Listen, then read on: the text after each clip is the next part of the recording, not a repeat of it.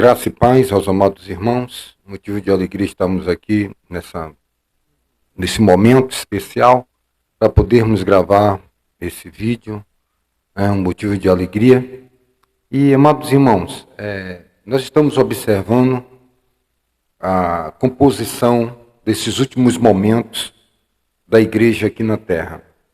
As coisas, cada dia que passa, se tornam mais complicadas, a convivência com outros seres humanos, os relacionamentos humanos se complicam. Eu quero deixar aqui para nós, nosso início de diálogo, um divisor de águas que sempre existiu desde a fundação do mundo. Nós sabemos que Deus criou os céus e a terra, e lá em Gênesis já explica a criação do planeta, da terra. Meus amados irmãos, nós vemos ali que Adão cai em pecado, ele peca, ele desobedece a Deus, ele traz o pecado para a humanidade, mas logo após ele tem dois filhos, um Caim e o outro Abel, e ali começa a descendência do mal e do bem. Nós sabemos disso. Lá em Noé, da mesma forma, nós observamos as gerações e as descendências, o justo e o ímpio, sempre ali depois da queda de Adão. Há um divisor de águas. Deus, ele conhece os seus. O apóstolo Paulo, ele explica a Timóteo em todo momento de conturbação do início da igreja ali, entre os anos 330 depois de Cristo, né? Nós observamos ali que Paulo ele fala para Timóteo, dizendo: olha, Timóteo, nós temos um selo. O selo permanece. Aparte-se da iniquidade todos aqueles que proferem o nome de Cristo. Aparte-se da iniquidade todos aqueles que proferem o nome de Cristo. Deus conhece os seus. Nós estamos observando que todas as coisas que estão se aglutinando, que estão se aglomerando, se estão contribuindo, cooperando para dividir quem é joio e quem é trigo, quem é bode e quem é ovelha. Está tudo definido. Não pense você que quando as bolas de fogo começaram a cair sobre Sodoma e Gomorra, aquele povo correu para se converter e encontraram guarida. Não foi dessa forma. Já estava tudo definido quem era quem. Os justos foram tirados de Sodoma e de Gomorra. E Jesus nos chama a atenção a mostrar que mesmo 4 justos sendo tirados do eminente juízo que descia sobre Sodoma e Gomorra, um desses justos não vigiou até o final, até o local determinado do grande livramento, que era o monte mais alto depois da terra de Zoar. E a mulher de Ló olhou para trás, e Jesus nos adverte, mostrando esse acontecimento lá naquele momento da história no Velho Testamento, ou no Antigo Testamento, como queiram dizer.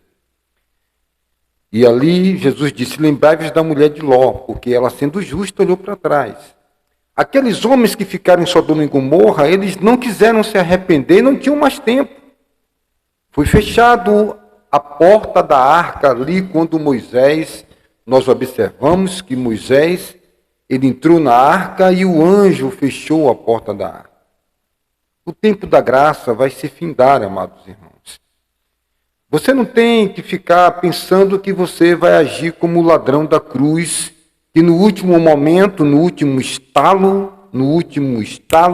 momento, você se arrepende e está tudo certo depois de uma vida de pecados e você deixou para a última hora. Isso não existe. O momento é agora. O apóstolo Paulo escreve em 1 Coríntios, capítulo de número 7, ele diz assim: se você pode ser livre, aproveita esta oportunidade. Está ali em 1 Coríntios, entre o capítulo 6 e o capítulo 7, quando ele fala ali que foi achados livre, continua livre, e ele explica sobre aquelas situações da igreja de Corinto. Ele disse: aproveita a oportunidade, se pode ser salvo, o momento é agora. A palavra do livro de Hebreus, ele diz para nós: como escaparemos nós se negligenciarmos uma tão grande salvação? No livro do profeta Ezequiel, no capítulo de número 18, o versículo 24, o profeta Ezequiel, ele diz para a nação de Israel que o homem justo, continuando na sua justiça e morrendo na sua justiça, ele se salvará, será salvo, andando e praticando a bondade e a verdade de Deus. Porém, um homem justo praticou a justiça toda a sua vida, mas no final da sua vida ele desvia-se do caminho da verdade e ele morrerá em seus pecados. A salvação não vem por obras. É claro que não vem por obras. Mas nós negamos a Cristo através de nossas atitudes, através de nossa conduta. Não existe a doutrina de salvo uma vez, salvo para sempre. O Senhor Jesus Cristo disse: perseverar até o fim e sereis salvo. Eu preciso perseverar até o fim. Eu não posso fazer como a mulher de Ló, que perseverou pela metade, desobedeceu ao Senhor e olhou para trás. O Senhor Jesus Cristo, ele disse que onde estiver o teu coração, aí estará o teu tesouro. O que fez a mulher de Ló olhar para trás, nós não sabemos se ela tinha algum tesouro, alguma coisa, se foi a curiosidade de ver como estava sendo destruído aquelas pessoas ali em Sodoma e Gomorra. Nós não sabemos. Mas ela deveria ter focado a salvação e a obediência ao grande Deus Jeová. Meus amados, Jeová, Javé, ele nos adverte. Lá no livro do profeta Malaquias, no capítulo 3, no versículo 18, diz que outra vez vereis a diferença dos que servem a Deus e dos que não servem a Deus. Está tudo às claras, está tudo definido. Aqueles que buscam popularidade, aqueles que buscam sucesso, aqueles que buscam ministérios explosivos, festivos e que dá ao povo aquelas suas necessidades. Já está tudo definido, aqueles que buscam entretenimento, aqueles que se vendem ao sistema político, ao sistema corrupto, que estão introduzidos entre ganhos e mais ganhos e fazendo do Evangelho um modo vivendo financeiramente. Quando o nosso irmão, o apóstolo Pedro, no capítulo de 1 Pedro, capítulo 4, verso 17, ele diz que o juízo começa pela casa de Deus. E se começa pela casa de Deus, onde se comparecerá o ímpio e o pecador? Né? O juízo começa pelo justo, em outra tradução. E se começa pelo justo, o Filho de Deus, onde se comparecerá o ímpio e o pecador? E diz em outro trecho, né, que tipo de vida nós não devemos ter, né? Que dificilmente se salva o justo. De que forma nós temos que viver e praticar a justiça com toda dificuldade nesse mundo? Amando aquelas pessoas que nos odeiam e orando pelas pessoas que nos perseguem. Amar as pessoas que nos odeiam não significa que você deve ficar sorrindo para elas, ou bajulando elas, ou ligando para elas todos os dias e dizendo eu te amo. Não, não é esse tipo de amor que o Senhor Jesus nos fala. As pessoas fazem as suas escolhas, as escolhas estão aí, as cartas estão na mesa. Cabe a nós escolhermos o que nós queremos seguir e viver e quais são os nossos objetivos e quais são as nossas metas. O nosso Senhor Jesus, ele nos fala no livro de Mateus, no capítulo 25, versículo 31 ao versículo 41, 10 versículos. Ele diz que quando o Filho do Homem vier, ele se assentará no trono, na sua glória, no trono da sua glória celestial. Ele virá com glória e se assentará no trono de sua glória celestial e dará ordem aos seus anjos, que vai colocar as ovelhas de um lado, à direita, e os bodes à esquerda. As Escrituras diz que o apóstolo, o nosso irmão, o profeta João Batista, ele diz que ele tem a pá na sua mão, limpa bem a sua eira, né, o seu terreno, né, ele limpa bem, a palha vai para o fogo, e o trigo ele ajunta no celeiro. Ele tem a pá na sua mão. E ele está fazendo uma limpeza. E nós já estamos observando quais são aquelas pessoas que têm tenacidade, integridade, que realmente estão dispostas a dar a sua própria vida. Aquelas pessoas que, com o passar do tempo, não têm mudado o seu discurso a favor de manobras ou a favor de si próprio, que tem sido conduzido pelo sistema, vendido ao sistema, porque não resistiu aos ataques. É por isso que é importante nós termos uma vida dependente de Deus. Nós somos criados em uma sociedade que nos ensina a bajular as pessoas por interesse próprio, a tratar alguém em detrimento de outro, porque tem um carro, tem uma casa, tem uma condição melhor que pode lhe ajudar, porventura, no momento que você precise. A sociedade, ela nos mede pelas nossas marcas de roupa, pelo nosso perfume, pela nossa cor, pela nossa raça, pelo nosso grau de intelectualidade, de conhecimento. Enfim, toda a sociedade, todo esse mundo que jaz no maligno tem suas regras.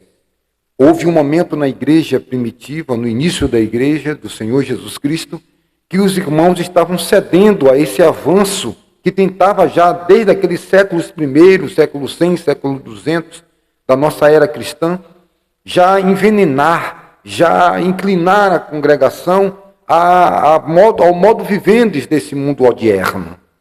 E o apóstolo Tiago, ao saber disso, escreve uma carta universal a todos os irmãos, dizendo: irmãos, eu estou sabendo que quando entra algum doutor da torga, algum homem de condição financeira avantajada, e chega no meio de vós, vocês tiram um irmãozinho pobre que está sentado aí, e coloca ele no chão, e coloca esse visitante de roupas luxuosas, de anel no dedo, ricos, de carros muito importantes, se fosse nos dias de hoje, fazendo uma leitura da realidade contemporânea dos nossos dias. E vocês fazem essa acepção de pessoas. Vocês não sabem que Deus não faz acepção de pessoas? Ele já advertia a igreja sobre essas influências de pirâmide social dentro da congregação. Já está tudo definido. Observe.